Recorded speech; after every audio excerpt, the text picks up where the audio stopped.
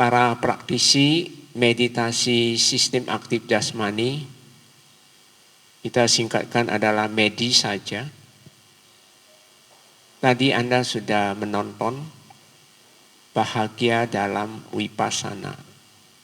Hal itu adalah cara duduk, jalan, berdiri.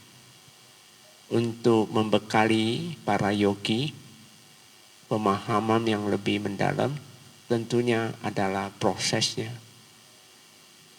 Dan apa yang akan kita dapat hasilnya. Coba kita lihat dalam kehidupan seharian kita. Lahir sebagai seorang manusia. Dalam kehidupan sehari-hari. Kita tidak luput oleh proses-proses hidup lampau yang memengaruhi dalam kehidupan kita sehari-hari.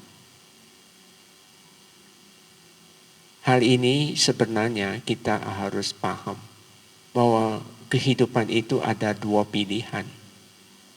Yang pertama adalah 6 indera terbuka dan 6 indera tertutup. Keduanya ini dia itu saling bertolak belakang. Nah, saling bertolak belakang itu berbeda sama berlawanan. Kalau berlawanan itu keduanya saling bertemu. Kalau bertolak belakang itu saling menjauh. Di sini Bante ingin memberi paparan bahwa 6 indera terbuka, di mana 6 indera kita, indera mata, indera kuping, indera penciuman, indera lidah, kulit, dan indera otak kita ini selalu bersekutu dengan objek-objek yang bersifat apa yang kita lihat, yang bisa disentuh, yang indah maupun yang lain. Intinya, kesadaran kita itu terseret oleh semua bentuk-bentuk keinginan atau bentuk-bentuk pikiran. Dan kita juga paham, bentuk-bentuk pikiran itu semua datang dari alam bawah sadar kita. Alam bawah sadar itu adalah semua proses dari buah karma lampau. Karena kedua ini, ketika Anda datang bermeditasi dengan tujuan 6 indera tertutup, tentunya objeknya berbeda dengan objek yang dalam kehidupan sehari-hari yang Anda cerapin. Jadi 6 indera terbuka kita, kesadaran ini selalu cenderung terseret oleh semua yang disebut pikiran yang dari bawah sadar hasil buah karma lampau itu. Sedangkan kita dalam meditasi yang kita lihat itu adalah di mana objek, sesuatu yang bukan dilihat, tapi kita bisa rasakan. Nggak bisa kita sentuh, pegang, dan sebagainya. Biasanya kita sebut unsur-unsur. Atau disebut elemen-elemen atau zat-zat dasar dari unsur itu sendiri. Sebenarnya kita coba para yogi, para praktisi, coba kita pahami. Unsur itu adalah sesuatu kalau di dalam kimia itu sesuatu yang paling kecil yang nggak bisa teruraikan. Tapi ada sesuatu itu ada. Kalau di dalam mental kita, proses mental kita adalah unsur-unsur yang bersifat yang nggak bisa kita lihat, nggak bisa kita pegang, tapi dia ada. Contoh sangat sederhana. Kalau kita disebut karma, perbuatan, kita berbuat baik. Ketika kita lakukan perbuatan baik terhadap orang lain, apa yang kita dapat? Nah, perbuatan inilah akan menimbulkan suatu unsur-unsur positif.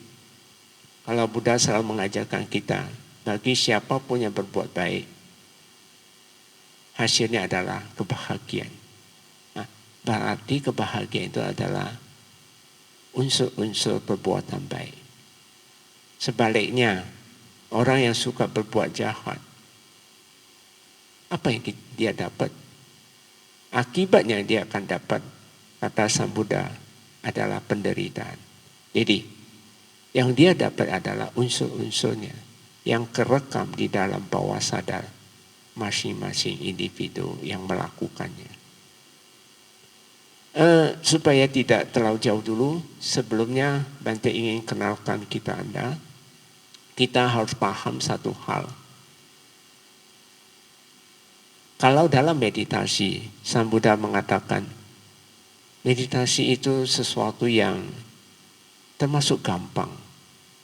Kalau kita udah paham, mengerti tentang prosesnya, dari kesadaran, pikiran, dan jasmani ini.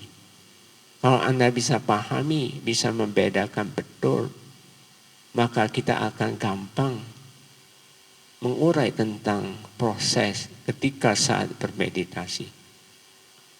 Untuk itu Bante ingin uraikan tentang ketiga hal ini. Mungkin kesadaran ini kita sudah tahu, Bante skip dulu, karena kesadaran itu adalah subjek. Subjek di sini artinya pelaku. Pelaku di sini kita harus paham bahwa baik dalam keenam indera terbuka maupun enam indera tertutup, biasanya kita yang kesadaran ini berperanan penting. Coba kita teliti dengan pikiran dan jasmani dulu, sebelum Bante urai tentang subjek itu. Pikiran adalah sesuatu fungsinya adalah objek. Dia itu objek.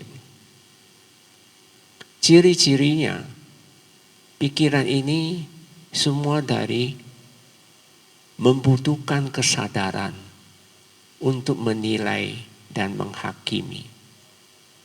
Kita paham bahwa kesadaran ini dia mempunyai sifat-sifat dasar.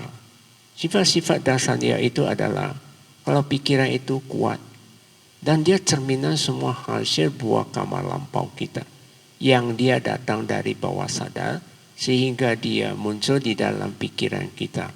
Nah, itu pikiran. Jadi pikiran ini ciri-cirinya apa? Dia membutuhkan kesadaran untuk dia nilai maupun menghakimi. Untuk dipahami dengan baik tentang hal ciri-cirinya. Coba kita pahami ketika mata kita melihat bunga. Kita tahu itu bunga, tahu itu kesadaran. Kalau kita menilai bunganya itu, oh ini cantik, ini bagus, besar maupun warnanya apa dan sebagainya. Nah, menilai itulah disebut pikiran. Jadi apapun pikiran, dia membutuhkan kesadaran untuk eksis. Untuk dia menilai dan menghakimi. Inilah ciri-ciri dari pikiran.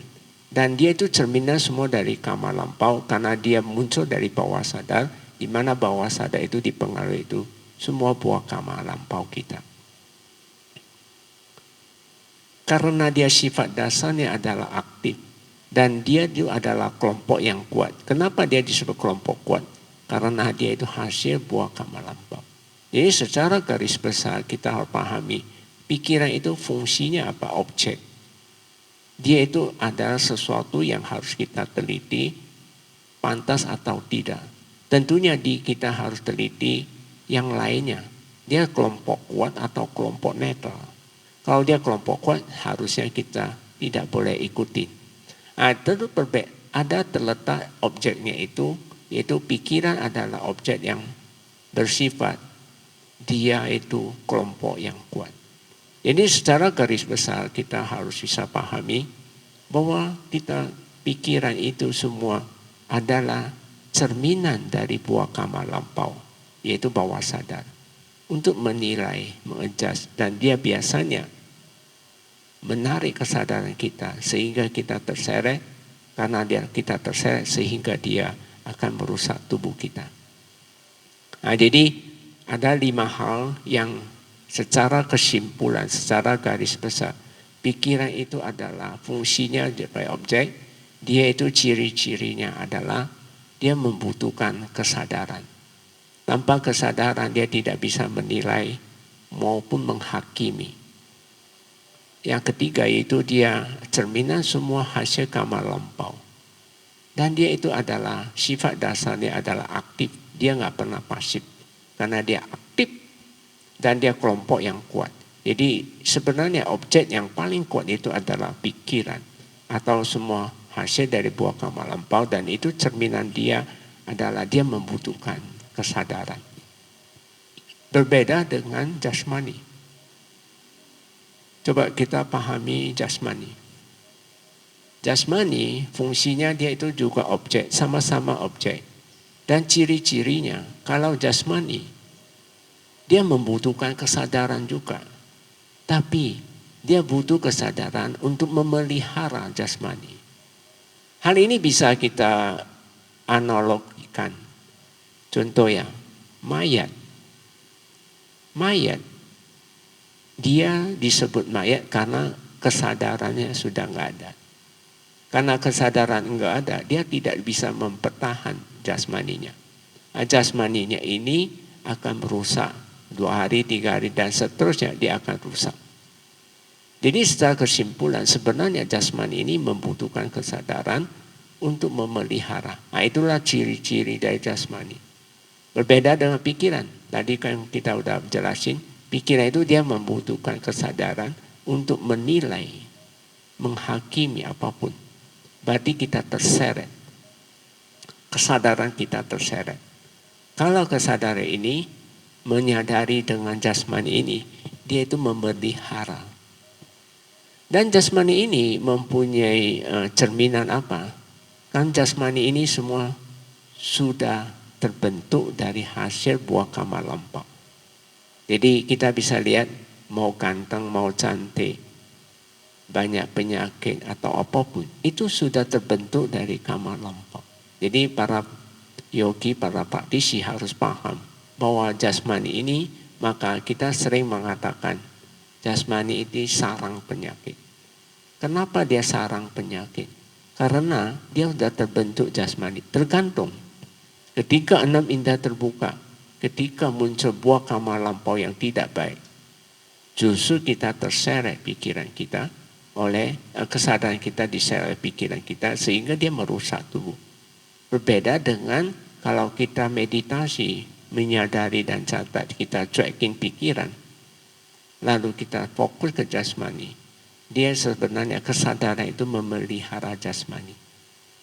Lalu kita lihat jasmani kita ini, dia mempunyai sifat-sifat dasarnya itu dia pasif. Jasmani itu pasif, dia tidak aktif. Sedangkan dia itu kelompok netral. Nah, dia itu netral. Jadi secara garis besar kita harus pahami. Jasmani ini semua sumbernya penyakit. Kenapa? Karena dia fungsinya sebagai objek. Dan ciri-cirinya adalah jasmani ini membutuhkan kesadaran untuk memelihara. Sama dia mempunyai cerminan dari hasil terbentuk dari karma lampau. Jadi para praktisi ketika datang bermeditasi muncul sakit, baal dan sebagainya. Itu menandakan fisik Anda yang tidak sehat. Karena Anda jarang menyadari catat terhadap jasmani termasuk irama sakitnya. Maka Anda akan mengalami fisik Anda akan rusak. Berbeda dengan orang praktisi sering meditasi, justru jasmani dia akan berangsur-angsur baik. Tergantung output dan input dari pikiran itu sendiri. Memang kita tahu jasmani itu dia membutuhkan 4 kebutuhan. Yaitu pertama dia membutuhkan sila atau kemoralan. Seseorang yang tutur katanya baik, pikiran yang baik dan perbuatan selalu baik, maka fisiknya itu pasti sehat. Lalu yang kedua dia membutuhkan meditasi. Karena kesadaran yang bebas dari pikiran itu saat itulah memelihara tubuh kita. Yang ketiga dari segi makanan, tentunya maka sambuddha selalu mengatakan di Owada Patimokkha, matanyuta batasmin. Seseorang yang mencapai khusyuk dia tahu jenis apa makanan yang dimakan dan jumlahnya. Jadi kita harus paham bahwa jasmani ini dia adalah kelompok netral. Jadi secara kesimpulan kita garis besarkan bahwa jasmani ini pertama dia fungsinya objek fungsinya objek dan ciri-cirinya itu membutuhkan kesadaran untuk memelihara, dan dia itu cerminan semua hasil terbentuk dari karma lampau. Jadi Anda bisa sakit, bisa ba'a dan sebagainya, itu karena hasil karma lampau. Udah terbentuk dia. Berbeda dengan pikiran. Dia itu belum terbentuk. Dia muncul dari bawah sadar. Walaupun dua-duanya itu hasil karma lampau. Dan dia itu adalah sifat dasarnya, dia itu pasif. Dan dia kelompok netral. Coba kita perhatikan, kita udah tahu dua objek ini. Mana yang lebih cocok untuk kesadaran? Nah, coba kita pahami, kesadaran itu apa sih? Apa ciri-cirinya? Kesadaran ini, dia itu fungsinya, tadi Bande udah bilang, dia itu subjek, adalah pelaku. Sedangkan dia ciri-cirinya adalah dia tahu. Apapun yang kamu tahu, itulah kesadaran. Dan dia itu semua cerminan diri kita. Apapun yang kamu tahu itu diri Anda. Dan dia mempunyai sifat dasarnya itu adalah aktif. Kesadaran nggak pernah pasif. Dia selalu aktif. Dan dia kelompok netral. Kenapa kesadaran itu netral? Karena dia selalu ditarik oleh pikiran. Contoh ya, ketika ngantuk datang, kita tahu ngantuk. Sebentar lagi kita tertidur. Kenapa? Karena ngantuk itu kuat sekali. Dia kepegang ketika kita sudah dikuasai oleh ngantuk ini. Pada saat kita tidur, kita nggak tahu apa-apa lagi. Nah, di sana kesimpulan bahwa ngantuk ini menguasai kesadaran kita sehingga kita tidak tahu apa-apa ketika saat kita tidur. Nah, di sini kita harus bedakan bahwa jasmani kesadaran ini adalah netral. Lalu kita dalam 6 indera terbuka, kita sibuk ke dalam pikiran. Tadi Bande udah bilang. Objeknya adalah bersifat pikiran, yang bersifat objeknya indah dan sebagainya. Dan cenderung ke mental yang disebut pikiran. Kalau kita menilai, mengadjust, itulah disebut objek 6 indera terbuka. Maka kita kesadaran itu dikuasai. Kenapa? Walaupun dia membutuhkan kita, tapi dia kuat sekali. Nah, untuk memerangi pikiran yang kuat ini, coba kita teliti, tapi kesadaran kita netral, dia kuat. Kuat sama netral tentunya kuat yang menang.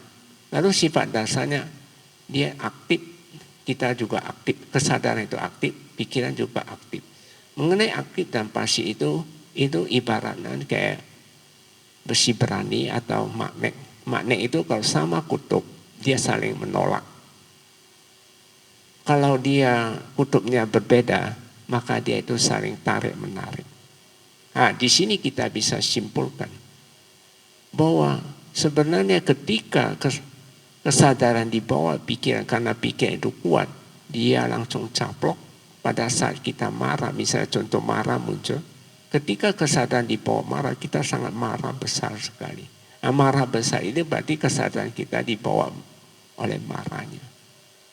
Tapi ketika selesai marah, kekuatan marahnya hilang, Anda pasti muncul suatu penyesalan. Kenapa saya harus marah? Nah, di sinilah karena aktif sama aktif sebenarnya tidak cocok. Jadi dalam meditasi ketika contohnya ya ngantuk datang atau marah datang, kesadaran disekutu oleh ngantuknya. Pada saat itu seorang yogi bagaimana memisahkan kesadaran ini tidak berpihak kepada yang kuat itu, yaitu ngantuk ini. Nah, caranya gimana? Maka satu-satunya cara, karena dia membutuhkan kesadaran, membutuhkan kita, maka ngantuk itu dicuekin secuek-cueknya. Tentunya kamu harus pakai langkah 2.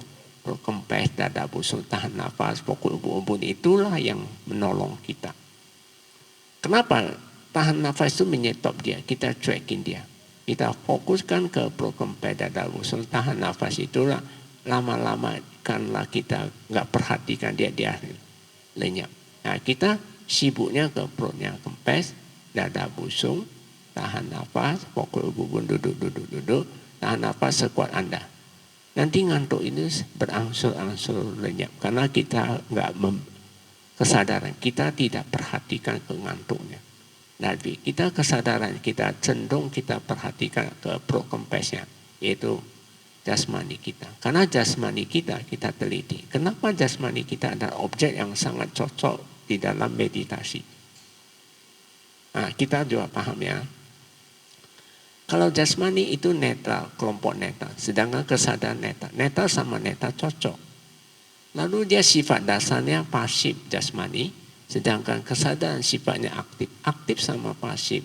Itu justru di dalam besi magnet itu dia saling tarik menarik. Jadi ketika saat kita memerangi pikiran, maka objek yang paling tepat adalah jasmani kita berpegang erat. Mungkin banyak praktisi ketika Anda bermeditasi, kebanyakan kesadaran kita cenderung kebawa oleh bentuk pikiran, kekhawatiran, ketakutan dan sebagainya. Karena kesadaran ini kita selalu ingin tahu ke dalam pikiran mana. Jadi kejasmaninya kurang kuat sehingga dia dibawa. Yogi itu bisa maju atau tidak, itu tergantung dia. Bagaimana dia bisa bersekutu dengan yang disebut jasmani itu. Sebenarnya di Taca Pancaka Kamakana, Sang Buddha mengatakan ada 5 objek. Di zaman Sang Buddha ada seorang mencapai arahan samanera 7 tahun, dia bisa capai arahat ketika saat mencukur. Kesa, loma, naka, danta, dan tacok. Tacok itu kulit. Jadi ada 5 objek yang berhubungan dengan kulit. Kenapa? Kulit itu adalah sebenarnya kulit dan daging yang nempel dengan daging dan kulit yang nempel ini. Di dalamnya ada nama rupa. Nama rupa itu sebenarnya adalah stok karma kita. Dia itu objek internal. Maka dia berhubungan dengan kulit. Ada 5 yang kita bisa lihat. Contoh rambut, kesa, loma. Loma itu bulu badan. Semua bulu badan yang berhubungan dengan kulit kita ini, dia ada di pori-pori kita. Yang berbulu di ujung jari. Naka. Naka itu kuku. Suku tangan sama kuku kaki. Maka kita selalu pundak dengan ujung jari tangan. Itu 10 jari tangan itu harus diperhatikan. Lalu punggung, dada, ujung jari kaki. Ujung jari kaki itu ada 10. Jadi itu naka. Danta ini rahang atas, rahang bawah. Danta itu gigi. Jadi gigi itu bagian yang berhubungan dengan daging kita. Itu danta. Jadi sebenarnya sistem arti jasmani itu sudah terpapar, artinya dipaparkan oleh Sang Buddha. Itu berkaitan dengan taca, pancaka, kama, thana. Pancaka itu 5. Ada 5 yang ada.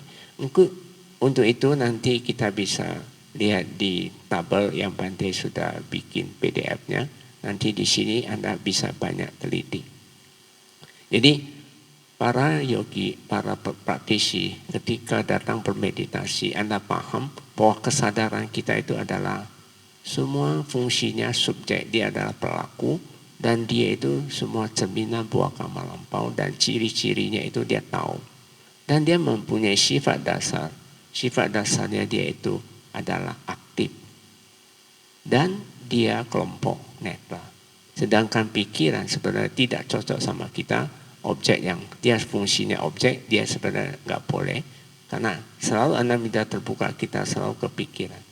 Karena itu semua cerminan dari hasil buah karma lampau. Ciri-cirinya adalah dia membutuhkan kesadaran. Karena bagaimanapun, contoh mayat, nggak mungkin muncul ngantuk, bosan, banyak pikiran. Kenapa? Dia nggak ada kesadaran. Jadi secara langsung kita paham bahwa yang disebut ngantuk, bosan, banyak pikiran, khawatir dan sebagainya itu karena dia ada kesadaran baru bisa kita muncul. Tapi kalau bagi mayat yang sudah nggak ada kesadaran, hal itu tidak akan muncul. Maka Bante saran para praktisi, coba perhatikan hal ini. Jadi ketika dalam meditasi, Anda harus sekuat-kuat bagaimanapun mencuekin dengan pikiran. Dan Anda paham pikiran ini dia mempunyai sifat dasarnya juga aktif sekali dan dia kelompok yang kuat karena itu hasil karma lampau. Beda dengan jasmani. Jasmani ini dia kelompok netral, dia bukan kelompok kuat. Karena itu dia pasif. Apapun yang terjadi dia tuh. Walaupun itu jasmani itu semua adalah hasil sudah terbentuknya karma lampau. Dan ciri-ciri dia membutuhkan kesadaran untuk memelihara. Nah, disinilah para praktisi harus paham. Nah, ini proses. Sekarang kita teliti tentang sebenarnya 6 indera tertutup ketika saat meditasi. Yang kita perhatikan adalah prosesnya. Ingat ya, prosesnya. Proses apa? Coba kita lihat. Unsur-unsur. Buddha mengatakan jasmani mempunyai 4 unsur. Tadi Bante sedikit singgung tentang apa unsur karma. Unsur karma kalau kamu berbuat baik akan menimbulkan bahagia. Unsurnya adalah bahagia. Nah, contoh.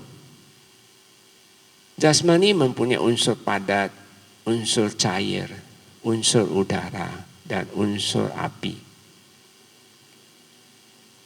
Patawi, bukan tejo, apo, lalu apa disebut tejo itu api. Nah, jadi patawi, wayu itu angin, udara, air itu adalah apo. Jadi kita lihat sendiri unsur padat, unsur cair ini memang agak ketika dalam meditasi kita agak sulit membedakan dua hal ini.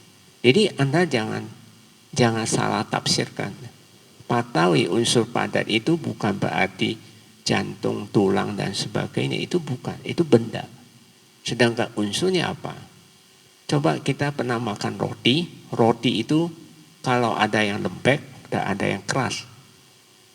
Kalau lembek, rotinya mengandung unsur air yang banyak.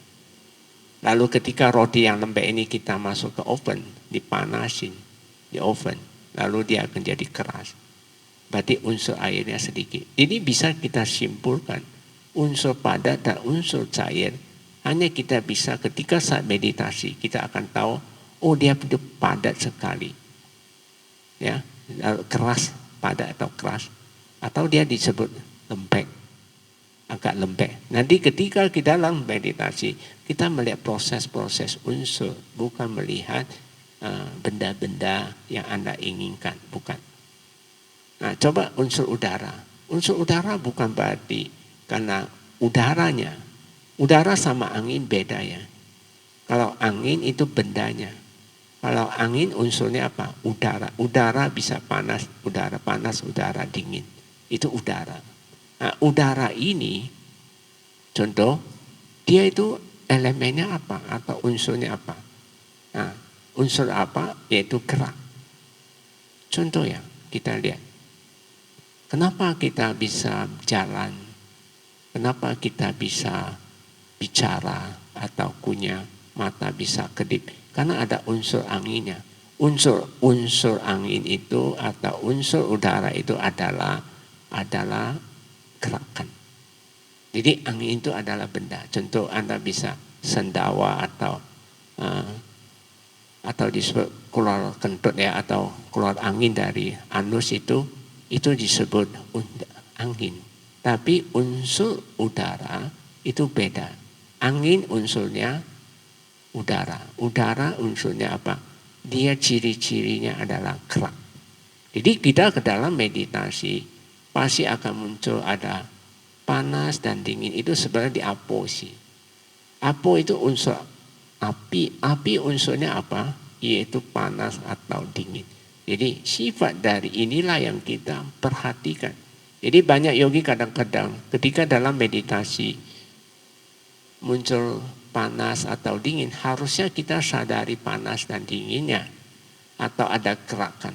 Nah, kita udah tahu jasmani mempunyai 4. 4 ini tergantung kita.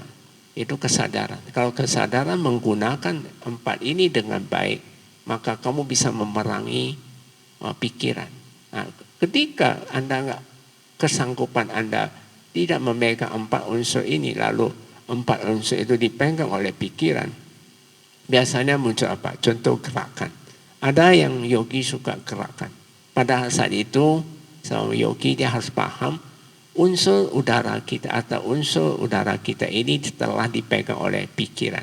Saat itu bagaimana caranya? Kita harus tracking. Karena kesadaran ini harus tahu ke tubuh. Satu-satunya jalan ketika sudah mulai gerakan, Anda ditambah ekstra, yaitu kencengin dua tangan atau paha dikencing. Sekuat-kuatnya kamu harus tahu ke jasmani. Jadi usahakan tahu aja cukup. Di dalam meditasi, tahu itu sangat penting sekali. Tanpa Anda tahu itu adalah ciri-ciri dari kesadaran kan. Jadi dalam 6 indera tertutup kita tahu aja. Tahu terhadap apa proses-prosesnya. Jadi contoh ketika fisik sakit, muncul sangat sakit. Nah di sini ada dua. Sakitnya sama irama sakit beda. Kalau irama sakit itu unsurnya.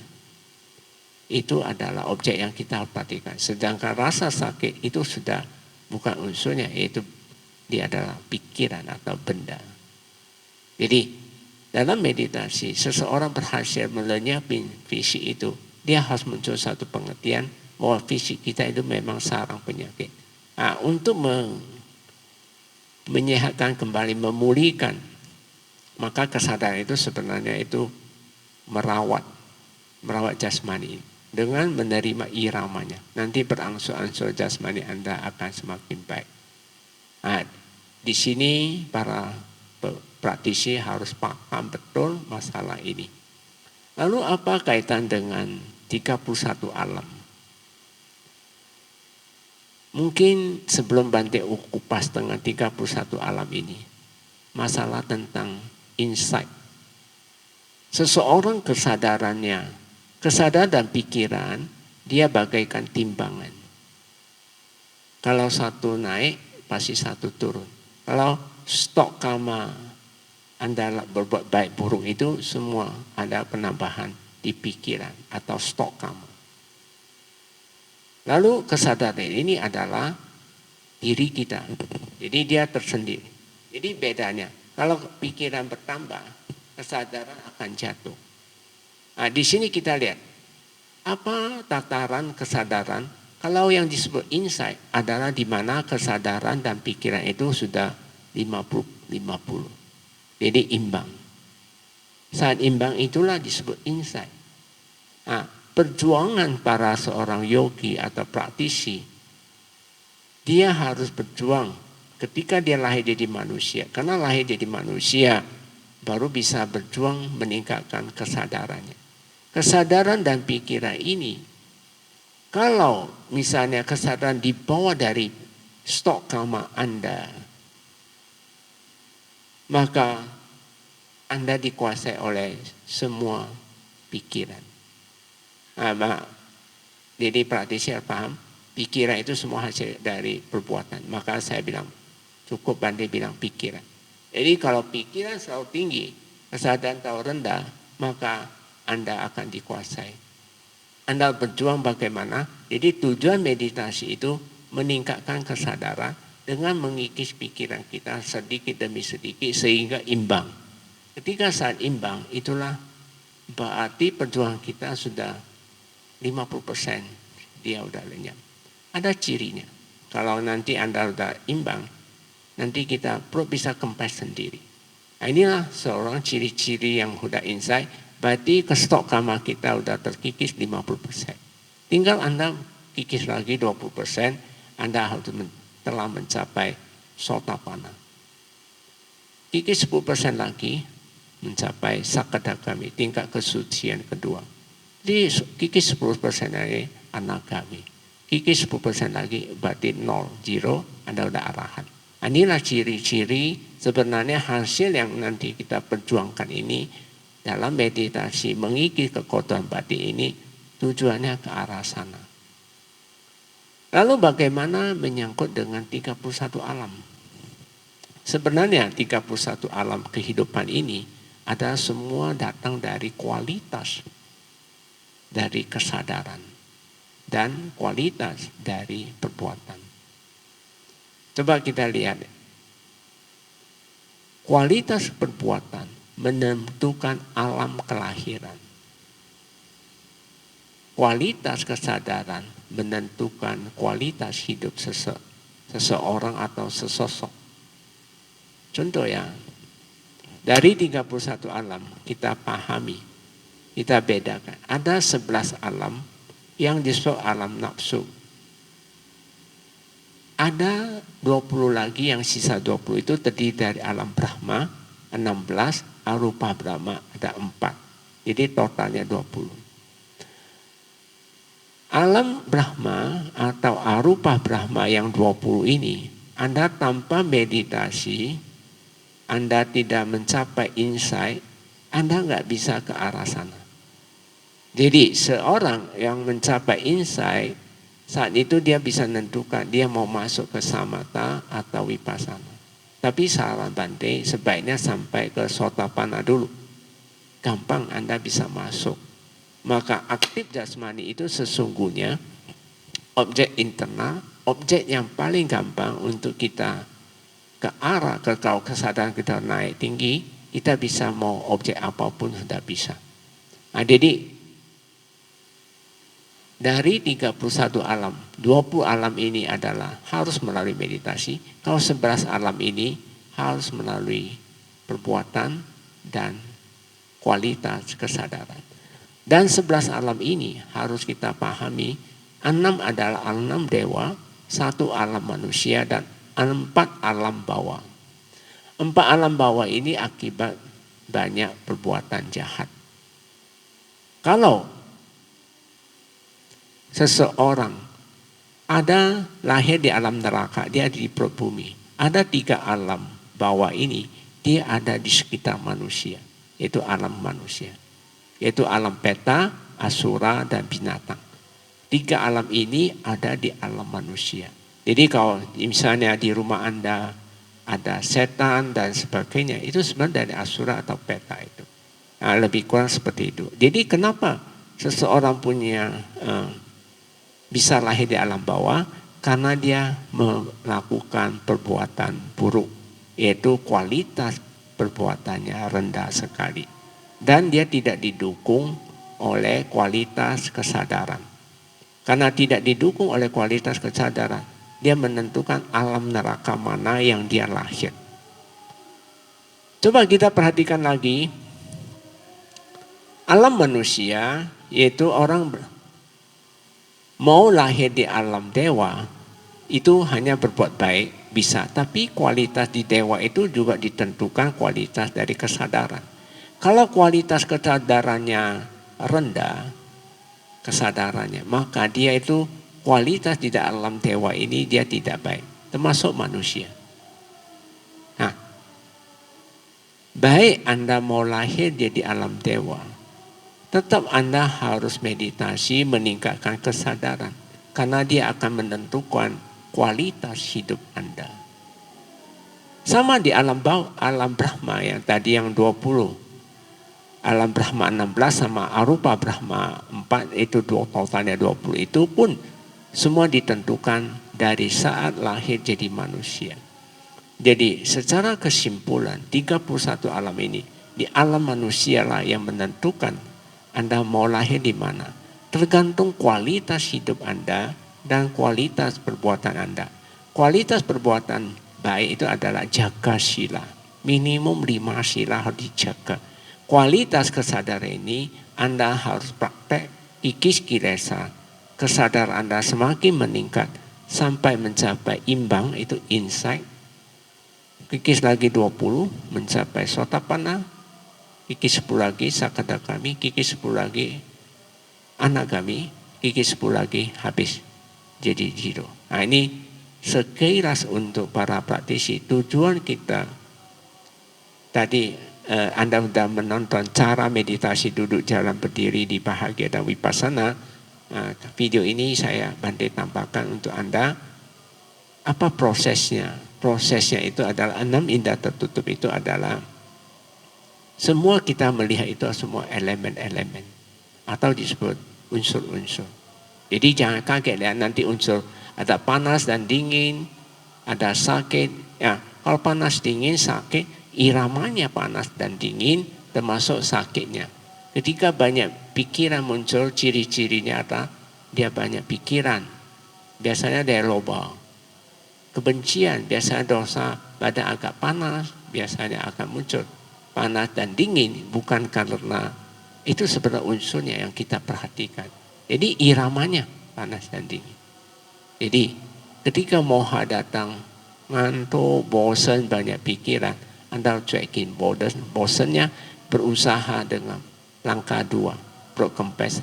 Langkah 2 ada 3 cara. Perut harus sekempes-kempesnya, dada dibusungkan, maka dada harus dibusung. Postur tubuh tegak itu sangat penting sekali. Nah, cara duduk postur sudah Bante sebutkan di dalam bahagia dan vipassana. Postur tubuh harus tegak, Bante ulang lagi. Kalau bisa dalam seorang yogi, senantiasa perut selalu kempes, dada harus dibusung dan tahan nafas.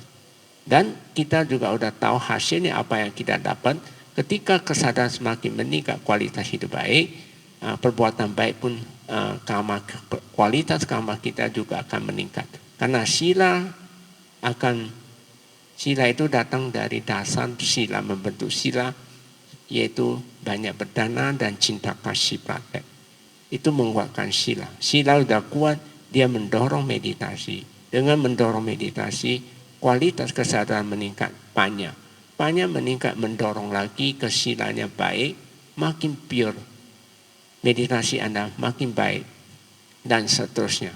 Dan hasil itu nanti ditentukan setelah Anda meditasi Anda paham, tahu, termasuk 31 alam itu ditentukan dari hasil praktek di dalam lahir sebagai seorang manusia. Bagaimana Anda meningkatkan kesadaran dan bagaimana menjaga sila Anda sebaik mungkin. Tentunya ini saling berkaitan. Sila dan samadhi akan meningkatkan kesadaran. Bante tidak panjang lebar lagi. Selamat berjuang. Semoga tambahan uraian Bante ini bisa mendapatkan wawasan, pengertian yang baik. Saat Anda bermeditasi, hati-hati dengan apa yang disebut ketika 6 indera tertutup, berarti kita tertutup. 6 indera tertutup itu apa yang kita lihat adalah unsur-unsurnya, proses-prosesnya. Caranya gimana? Langkah 1, langkah 2, langkah 3 itu semua jasmani. Dan kita ketika muncul sakit, ini adalah fisik atau tegang dan sebagainya, itu semua adalah proses fisik. Termasuk gerakan-gerakan kita pahami. Ketika gerakan itu sudah muncul, berarti kita punya kilesa menguasai gerakan kita. Bagaimana mengatasinya? Anda cuekinkan gerakannya, usaha kencang betis, paha, kedua tangan. Ini cara-caranya. Nah, saat jalan, meditasi jalan juga penting. Sampai jana itu perlu mindful dengan pelan-pelan. Ketika saat selesai meditasi Anda mau berdiri, coba dengan penuh mindful. Diagram-diagram ini sudah ada di 16 diagram itu. Anda bisa lihat cara duduk. Ketika duduk, selesai duduk, mau berdiri, gimana cara berdirinya, sudah Bante peragakan di dalam bahagia dan vipassana. Baiklah, Sabe Sata Bawantu Sugitata, semoga semua makhluk hidup berbahagia. Selamat berjuang. Apa Madena Sampadeta.